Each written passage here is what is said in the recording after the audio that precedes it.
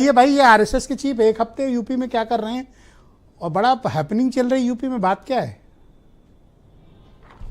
देखिए, आरएसएस ने जो बात आई है निकल कर कि बनारस में ये बोला है कि शमशान, मंदिर और पानी, इन पर सभी का हक होना चाहिए, सभी हिंदुओं के लिए बराबर है।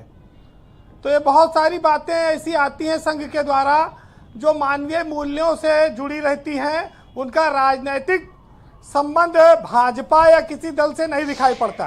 कई बार बीजेपी के खिलाफ और इतर उनकी बातें जाती हैं।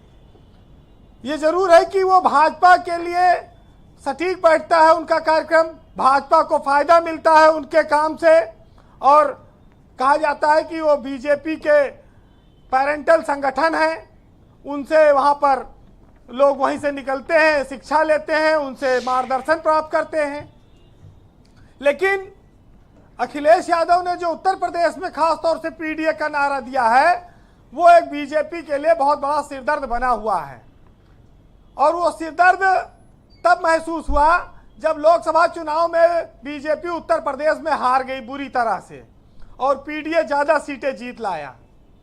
ये बात भले न स्वीकार कर पाई हो भाजपा, लेकिन उसकी काट आज तक ये ढूंढ नहीं पाए।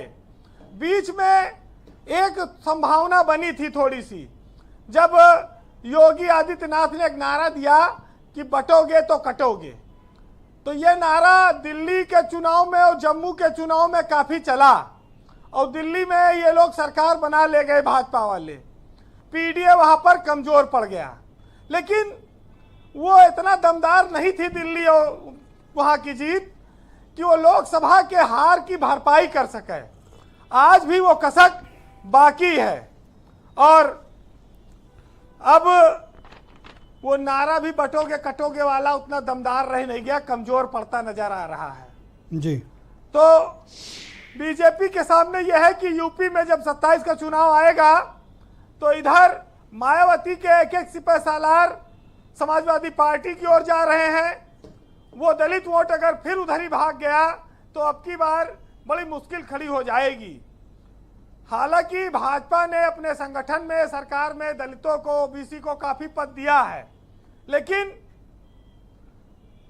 भाजपा में पद बड़ा बड़ा मिल जाता है, लेकिन दलित महसूस नहीं कर पाता कि भाजपा उसकी पार्टी है। वो मायावती को पहले देखता है, लेकिन मायावती कमजोर नजर आती है तो फिर वो भटक जाता है। आप ये कह सकते हैं कि जैसे पेंडुलम होता है, एक बार इधर जाता है, एक बार उधर जाता है। तो पेंडुलम की तरह कई बार दलित वोट बैंक इधर उधर खिसक जाता है और वो बीजेपी को मिल जाता है, कभी समाजवादी पार्टी को मिल जाता है, और इसी का नतीजा रहा है लोकसभा चुनाव। ब्रजेश जी, पीडीए जातियों का एक संकुल है और भाजपा भी जातियों को साथ लेकर ही चलती है। अगर जातियों पर बीजेपी का फोकस ना होता तो ये लोकसभा चुनाव से पहले ओम प्रकाश राजभर को अपने पार्टी में शामिल ना करते, ये जयंत चौधरी को एन मौके पे तोड़ के ना लाते। इनको मालूम था कि इन सब जातियों को जोड़कर उत्तर प्रदेश में हम सरकार बनाएं, और आप सोचिए अगर ये लोग ना होते लोकसभा चुनाव में तो बीजेपी को शायद ज्यादा नुकसान उठाना पड़ सकता था। कोई वैसी बड़ी बात नहीं है, कोई आश्चर्यजनक परिणाम आता जी। तो आज की तारीख में अगर आप देखें, दद्दू प्रसाद गए, उससे पहले बाबू सिंह और इंद्रजीत सरोज, लालजी वर्मा, रामाचल राजभर, कई सारे बड़े नाम समाजवादी पार्टी में चले गए बसपा के। तो ये बसपा वाले वोट ही तो खींच खांच रहे हैं वहां पर, और ये काहे के लिए गए हैं? तो बीजेपी की चिंता ये है। और अगर आप ये कह सकते हैं कि अगर मायावती की कमजोरी का फायदा 2019 में मोदी और भाजपा को मिला था तो 2024 में समाजवादी पार्टी और कांग्रेस को मिला है, और ये एकदम साफ है, इससे कोई इनकार नहीं कर सकता है। ब्रजेश जी, वैसे अभी लोहिया की जयंती गुजरी है और अब बाबा साहब की जयंती आ रही 14 अप्रैल को जी। समाजवादी पार्टी अंबेडकर के नाम पर इतना बड़ा आयोजन कभी नहीं की होगी जो अब की बार करने जा रही है। तो ये किसके लिए है? उनका वोट बैंक तो कभी रहा नहीं, वो दलित वोट बैंक अपनी ओर लाना चाहते हैं। और भाजपा भी देखिए इसी कोशिश में लगी है कि वो अपना प्रदेश अध्यक्ष इस बार कोई दलित दे, और हो सकता है 14 अप्रैल को ही वो कोई घोषणा करे। तो जहां वो अम्बेडकर के नाम पर वोट मिल रहा है वहां पर लोग जा रहे हैं, लेकिन अभी बहुत रास्ते तय करने हैं। बसपा का रिवाइवल हो सकता है अगर मायावती फील्ड में निकलना शुरू करें। उनके पास कोई चमत्कारिक चेहरा बचा नहीं है।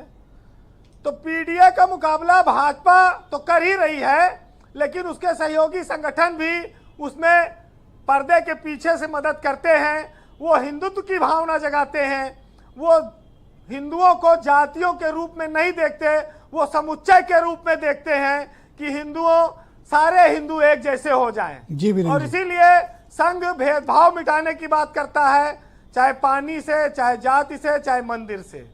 जी, कंक्लूड करें। इस बात को लोग अब समझ गए होंगे जी। लेकिन आज ज्यादा कुछ नहीं कहूंगा, क्योंकि हम लोग चाहे जितनी बहस कर लें, लेकिन जातियां सच्चाई हैं। और आरक्षण जो चल रहा है उसके बावजूद आज भी गरीबी है, लोग अभाव में हैं, संसाधन नहीं है, और जो मजबूत है वो शोषण करता है। चाहे आप उसको समण कहिए, चाहे पंडित कहिए, चाहे ठाकुर कहिए।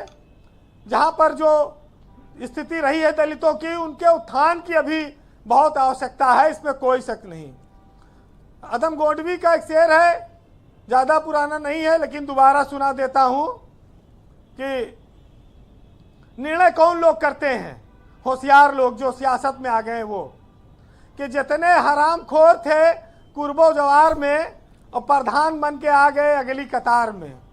क्या तो और दीवार फांदने में यूं जिनका रिकॉर्ड था, वो चौधरी बने हैं उम्र के उतार में। और बंजर जमीन पट्टे में जो दे रहे हैं आप, ये रोटी का टुकड़ा है बस मियादी बुखार में।